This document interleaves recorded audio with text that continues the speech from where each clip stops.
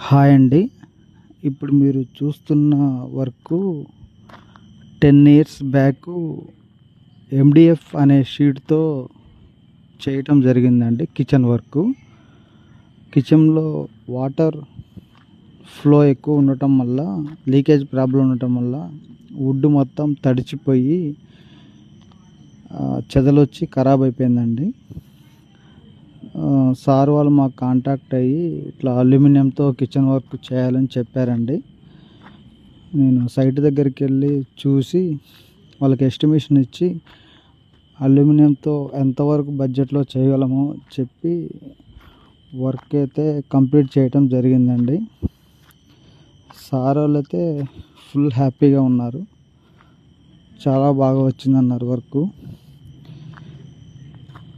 మీకు కూడా నచ్చినట్లయితే లైక్ చేయండి, షేర్ చేయండి. Thank you.